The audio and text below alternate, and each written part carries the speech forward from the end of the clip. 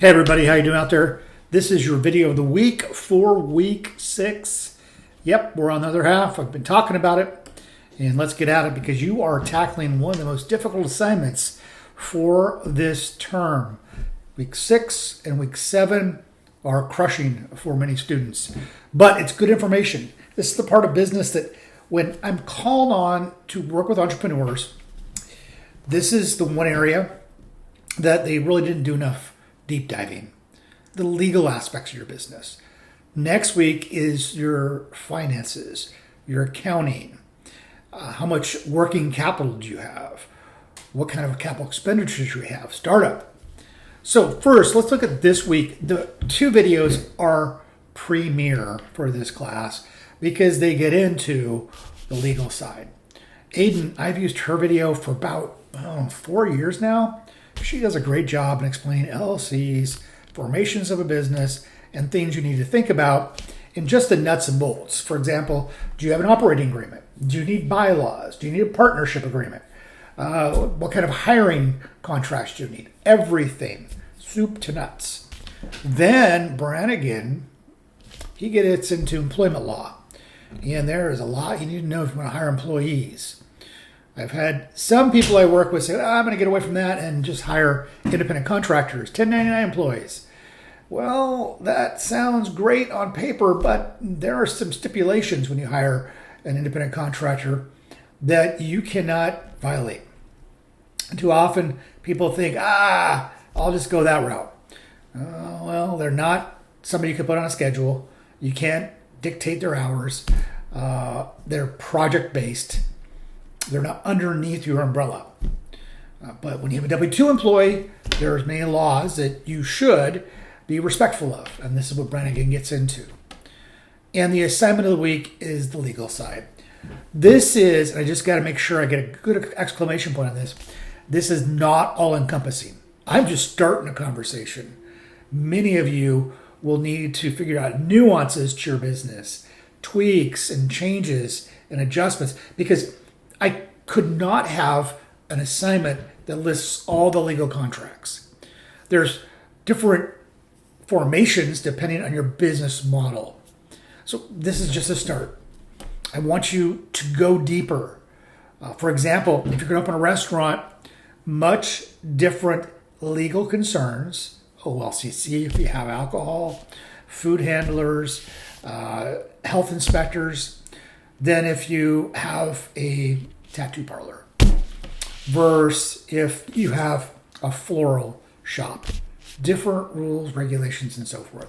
So I want you to deep dive into this assignment. I will tell you it's not fun, but I've had several students that have taken this class. Once this week is over, they go, wow, I wish I'd have done this sooner if they had a business already. Or I'm glad I'm getting this done. And then I've had some students say, hey, I'm not going to open a business now after going through all that. Okay, so Bree, you've seen some of her work before, the legal side. She wants to open the charcuterie business. So what kind of legal concerns does she have? Well, she has an introduction. I want you to have the same kind of look and feel of content as you see in the examples. Minimum requirements. She needs to get a business structure. Food handler's permit. Food processor's license. Okay, that's something else. Why she needs this, how, and how much it's going to cost. Operating agreement, like I already mentioned, for your LLC, single member. Food handler's permit, food processor license, and finally she gets to number 2, future requirements. She probably needs an EIN for her business. If she's going to have employees, she has to have a BIN. Vendor agreements. If you're going to work with vendors, you have to have a letter of agreement, letter of intent, business insurance, employee documents, terms of service, bank account. I was just talking to someone today about getting a bank account for their business and not commingling funds. And then cruising down. This is so comprehensive. Potential requirements, domain name, service agreements, certified food safety and labeling requirements. Okay. She's given this significant thought beyond the assignment I posted, or the framework of the assignment. Okay, what else do we have here? We have Kelsey, and I've given you 4 different examples because they are completely different business models, so you can see the nuances.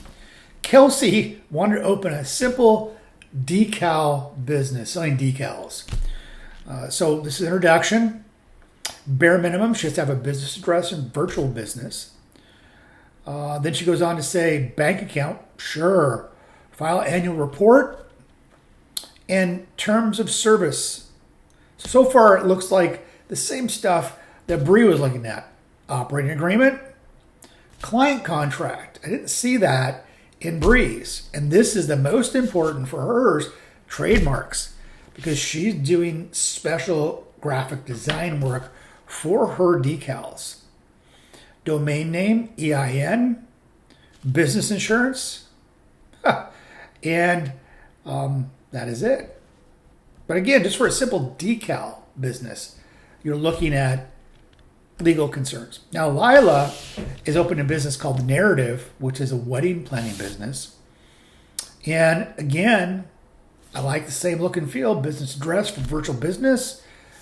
She's going to be all virtual, bank account, terms of service, a different client contract because it's different for the services she's providing. Trademarks, she has that again, domain, EIN. Now she wants in future considerations is a B Corp transition. This is what we talked about in week 5 with CSR. She was very inspired by that. And then she got 10 necessaries. And then finally, you have Andrea. And Andrea wanted to open an accounting firm. So she has personal licenses, much different. Now in these kind of fields with services like attorneys and CPAs and accounting, you're going to have personal licenses, formation, bank accounts, non-disclosure agreement. You haven't seen that yet. Now she had to have that for her work product. Engagement agreement, again, something different than the other ones. Insurance and website. So again, you're not going to have anything that is a lockstep to another student. And that is by design, because you probably aren't all opening the same type of business. So do yourself a service. I know it's an assignment, but dive into it this week. This is your moment. This is your time. You're dedicating this for your business. So do some research and prepare yourself. As I already aforementioned, next week is the finances. So hang in there. This is the 2 tough weeks. And then we get into building websites and stuff. For some people, building a website is fun. Again, it depends on your business style. Okay, folks, I hope these videos are helpful. If I don't hear from you this week, I'll do another video.